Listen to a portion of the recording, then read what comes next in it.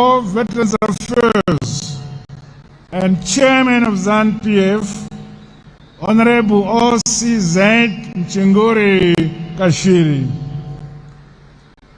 Minister of State for Bulawayo, Metropolitan Province and Devolution, Honorable Judith Ngube.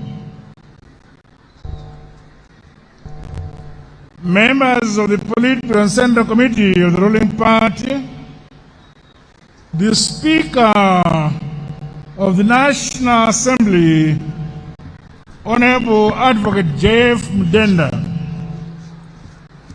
President of the Senate, Honorable Amai Chinomona, Chief Justice, Justice Malava, Honorable Ministers who are here,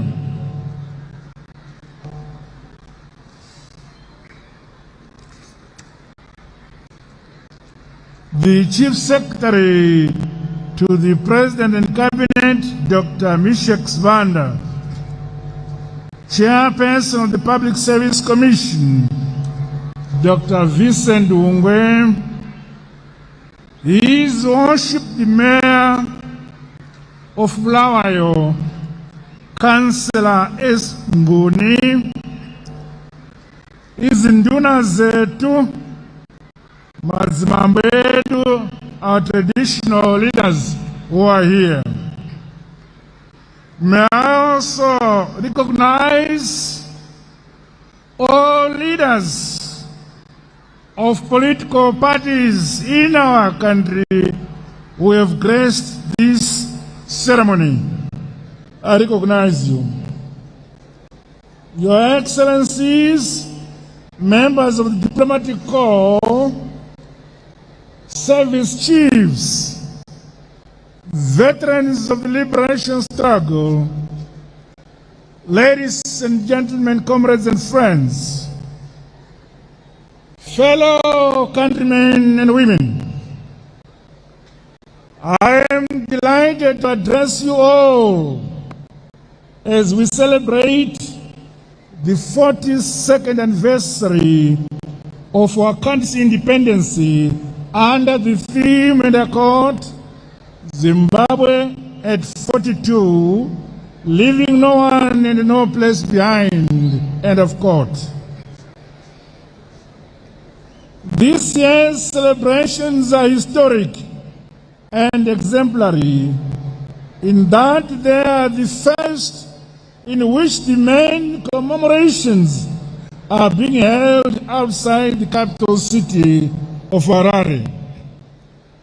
As per the promise of the Second Republic, the days of Harare being Bamba Zonke are now behind us. We are strengthening our unity, enhancing national cohesion, and entrenching peace within our country, brick by brick, stone upon stone. These celebrations carry an added significance in that it is the first time since the outbreak of the COVID-19 pandemic that we are able to gather together at this scale. Today is also Easter Monday. We thank Almighty God for the restoration, preservation, and protection of our great country, Zimbabwe. May the passing of the independence flame today through Makokova Township and other townships serve as a remembrance and an honor of these suburbs as the belly that incubated political activism and ultimately our freedom and independence. We equally pay homage to the main trade unionists and nationalists who launched their confrontation with the brutal white settler regime from bases within our townships, such as Pelandava, Makokova, Mzilikazi, Luzeze, Mbare, Highfield, Sakuba, Mutapa, and Mcheke, to mention some.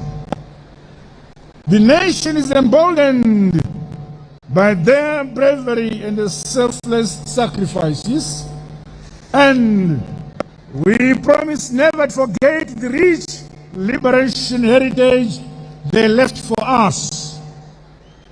As a diverse but one nation that is united under one national flag, we reaffirm and reinforce our unity, love, and harmony for one another and for our great country, Zimbabwe.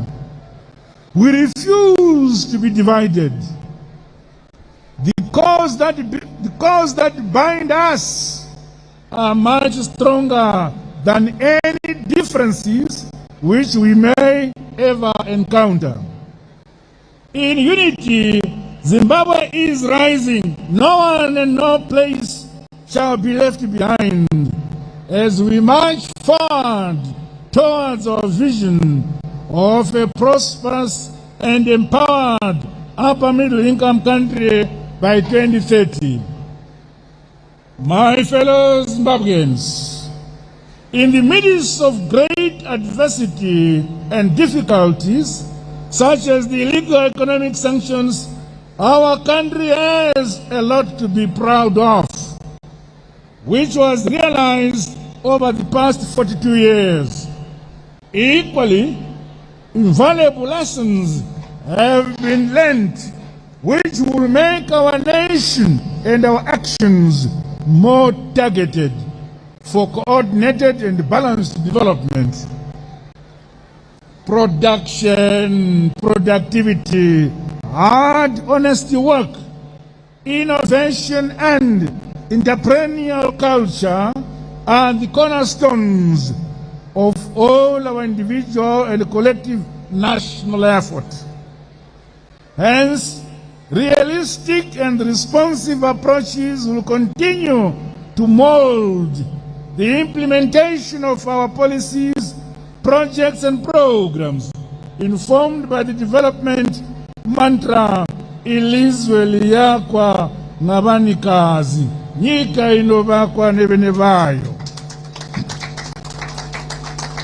To this end, the Second Republic is unwavering in its commitment to create opportunities in agriculture, mining, manufacturing, tourism, infrastructure, healthcare, education, sciences and information communication technologies, among other sectors.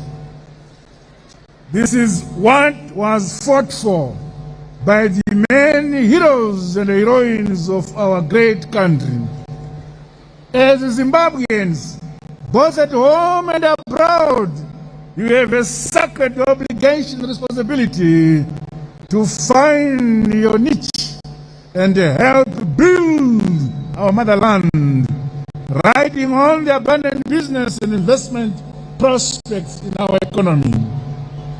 In 2021, the economy grew by 7.4%, while in 2022, it is projected to grow by 5.5%, leveraging on the peaceful environment, increased production and productivity, infrastructure development, a buoyant mining sector, as well as the recovering tourism and hospitality industry. Our agricultural sector has had mixed fortunes due to the impact of mid-season drought and the recurrent tropical cyclones in some provinces. However, our hopes for an adequate harvest remain high. Overall, the large-scale adoption of the Pfumvudza Intwasa program by our people throughout the country has had far-reaching positive impacts to both household and national food security. Government has made adequate provision to cater for the grain requirements of vulnerable households and our communities throughout the country. Due to the dire impact of climate change, climate mitigation adoption remain key. In this respect, I want to commend communities in the climate regions 4 and 5 for increasing the production of traditional grains. Congratulations. To guarantee the consistent availability of wheat, a comprehensive plan is in place for the forthcoming winter wheat cropping season. The long-awaited Gwai Shangani Dam, which was first conceptualized in 1912 and only constructed under the Second Republic, will be completed during the course of this year. The dam will conclusively resolve the perennial water challenges of the city of Bulawayo, as well as result in a vibrant agriculture sector in Matebeleland North Province to meet the needs of the province and devote export-led productivity, leveraging on Victoria Falls and the Wange airports. The construction of Kunzi Dam, which will cater for the water requirements of Harare, has begun in terms of construction of Tuli Manyanga Dam in Matebeleland South, Vumbu Dam in Midlands, as well as Bindura and the Sema dams in Mashona Central are progressing very well. Maramanyati Dam in Manicaland Province, the Chakarwana Dam and the Chivi Dam in Mashonaland East Provinces have been completed. Fellow Zimbabweans, it is important for infrastructure development, growth, as well as to enhance our role towards regional connectivity and integration. As such, infrastructure development expansion is being speeded up across all provinces. The Bad Bridge Masingo Harare Road will be completed by the year end, while road rehabilitation works are underway on the Bad Bridge Bulawayo Victoria Falls Road. Progress on the Nkai Bulawayo Road, the Shabane Road, and the Mberengwa West Nicholson Road is commendable. The Harare Gurube Kanyemba Road, the Harare Nyamapanda Highway, and Mbudzi Interchange in Harare have also reached notable milestones. Completion of the Chirezi Tanganda Road, as well as the Chivi Mandamawe Road, has resulted in increased efficiency on those routes. The upgrading and modernization of the RG Mugabe and the JM Common International Airports are on course, while the upgrade of the Buffalo Range Airport has been completed. In line with my administration's determination to deliver inclusive development to the people, construction and rehabilitation of feeder roads, bridges and clinics, classroom blocks, and other social amenities have been undertaken within our local authorities. These are proving to be key enablers for increased economic activities and conveniency across all provinces, districts, and wards. Other national infrastructure projects that have been implemented include Chinoi Magistrates Courts, Gurube, Murewa, Buera, Central Regis Complexes, Phase 1 of the Bad Bridge Border Post Modernization, and the Lupane Water Supply and Irrigation Scheme, among others. These projects are a reflection of independence, freedom and development, which benefit all our people, being advanced by the Second Republic.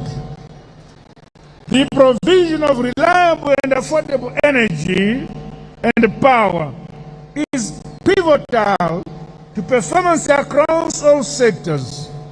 The Wange Power Station Expansion Project will soon add Unit 7 by end of this year. Accommodative requirements and incentives have seen more investments in solar and renewable energy subsector towards the reduction of our carbon footprint and a broader energy supply mix. Fellow countrymen and women, the mining sector has immense potential to spur socio-economic development and growth of our economy.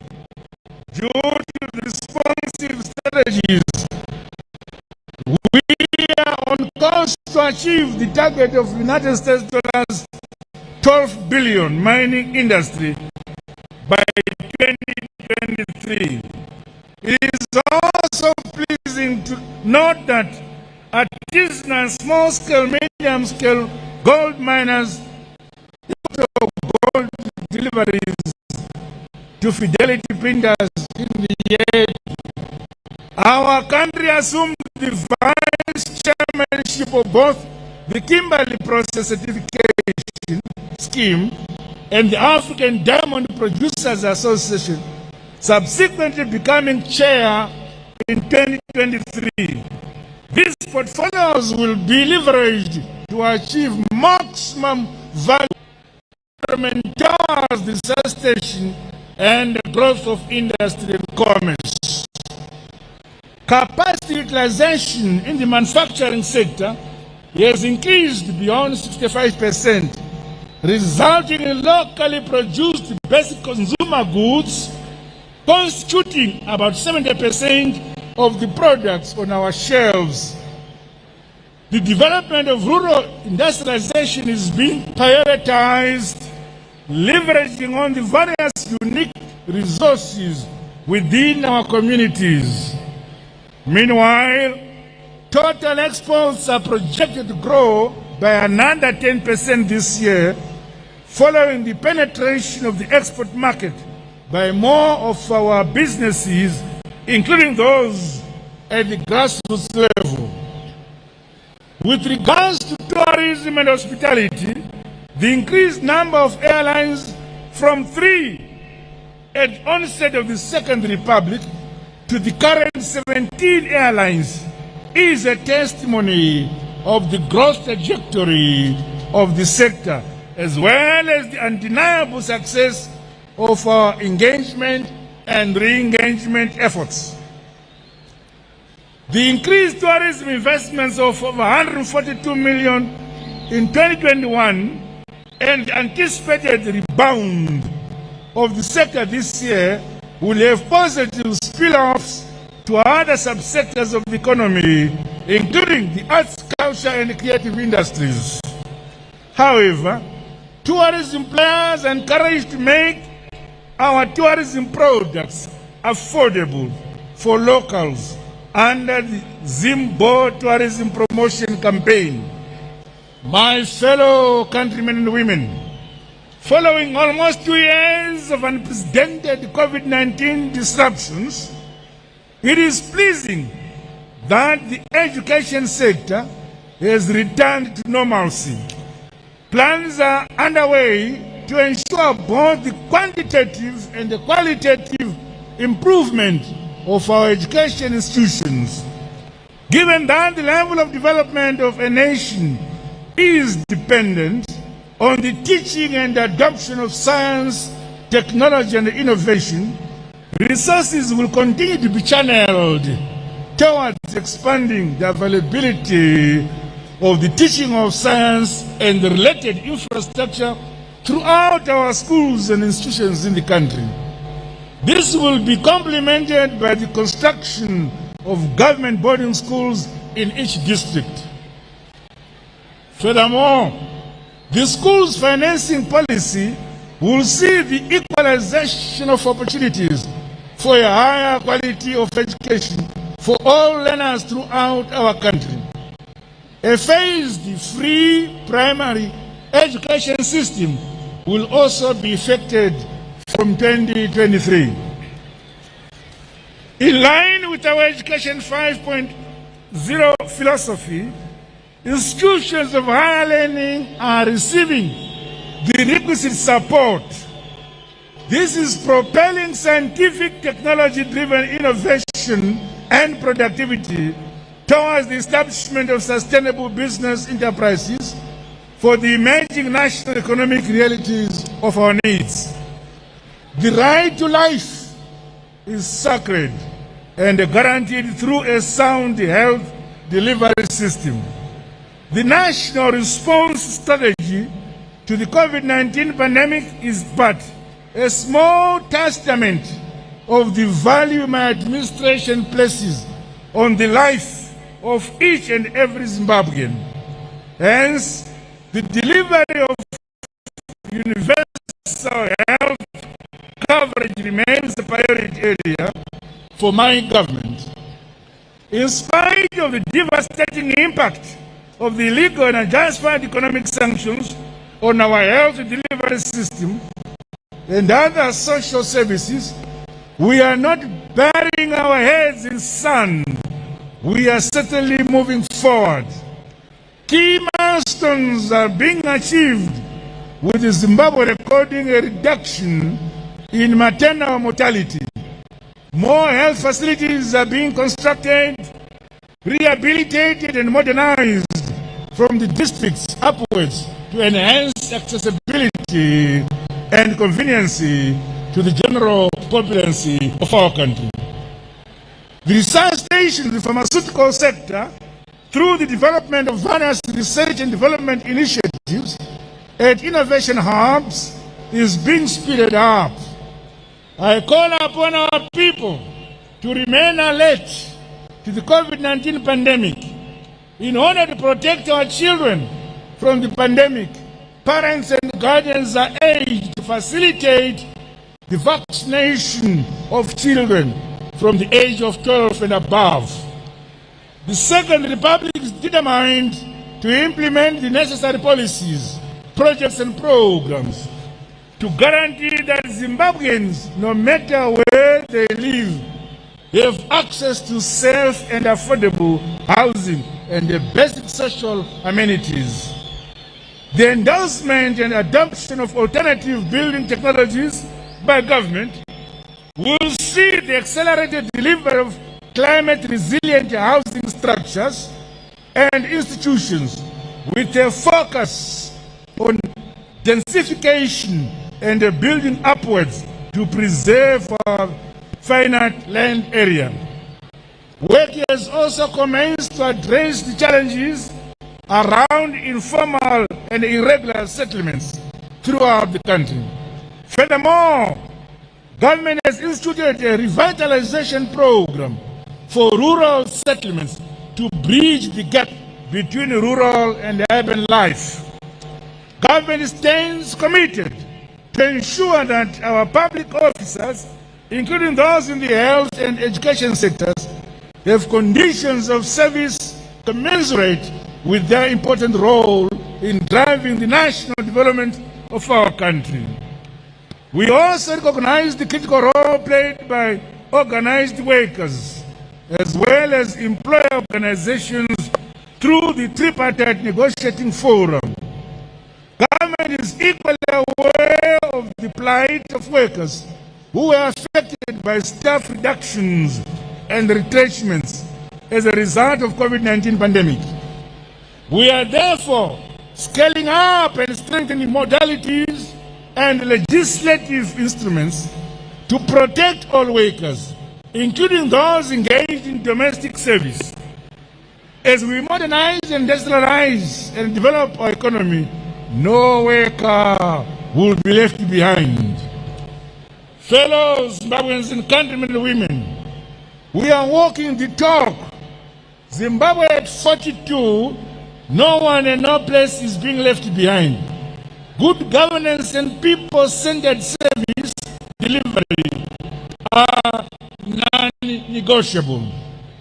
The administration development within our local authorities must therefore be reflective of the modernized, industrialized, and prosperous country that we are currently building.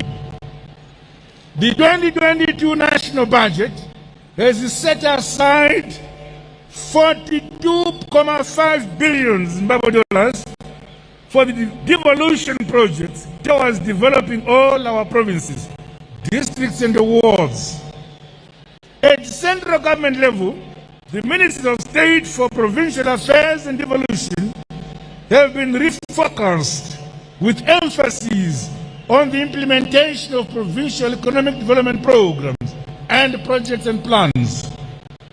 Dialogue and consultations are a cardinal value system of the Second Republic. Drawing from this, all stakeholders within our provinces are called upon to work together with the greater cooperation and unity of purpose for the growth of our respective provincial GDPs. The signing of performance contracts by cabinet ministers, heads of ministries and public entities will give impetus to foresight, creativity, action results across the public sector. In all the endeavors of government, the values of good governance, transparency, and accountability to the people will continue to be upheld. I commend all of us for undertaking the National Cleanup Campaign. Let us now scale up the beautification of our homes, neighborhoods, institutions, and business complexes. Comrades and friends, women and youth have played a crucial role in the socio-economic development of our country, dating back the days of the liberation struggle. As we mark 42 years of independence, the Second Republic is building on the milestones achieved to date. The proportional representation of women's quota in the National Assembly has been extended, while a 30% women quota has been effected in our local authorities. Similarly, 10 seats have been reserved and created for our youth in the National Assembly.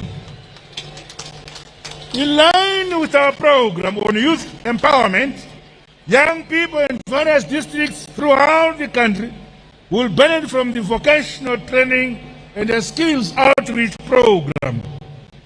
Youth focal desks established within ministries will now ensure the streamlining of policies and programs to enhance production and productivity among our youth.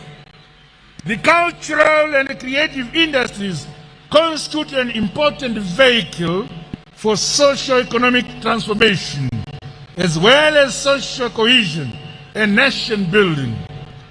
The sector is therefore being supported to grow to be a valuable contributor to national revenue streams and a source of livelihoods for members of this sector. I challenge the sector to increase the visibility of its products through the establishment of more galleries as well as arts cultural centers across all the provinces for consumption by both the local and international markets. On the sidelines of these national celebrations, a youth gala has been arranged as part of this year's program. I call upon the youth, performers, and other fans to enjoy the festives while boldly rejecting drug and substance abuse. The licensing of community and university campus radio stations has undoubtedly enhanced access to information, by all our communities. I call upon all operators in our media and broadcasting sector to always use their platforms for national development and the ultimate good of our communities. An efficient justice system is vital for socio-economic transformation. The initial establishment of resident courts by the Judicial Service Commission in Tumbane, Kulumane, Glenora, Epworth, and Budiriro are welcome developments, which will be expanded to other provinces and districts. The Legal Aid Directorate has also decentralized to the 10 provinces, as new centers will be established during the course of the year. The Civil Registry Department is presently undertaking a county-wide mobile registration exercise to issue birth and identity documents. As a listening government, the bottlenecks identified since the beginning of the exercise are being attended to, including the removal of fees and the stringent information requirements. No more fees to obtain IDs or birth certificates. Fellow countrymen, Zimbabweans, the independence that we are celebrating today was a collective effort by all the people of Zimbabwe. However, we honor particularly the gallant heroes and heroines who sacrificed their personal freedoms in order to liberate this country.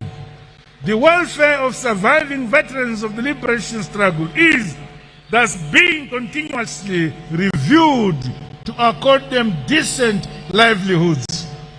I once again commend all Zimbabweans in the diaspora for their patriotism and the role they are playing in nation building.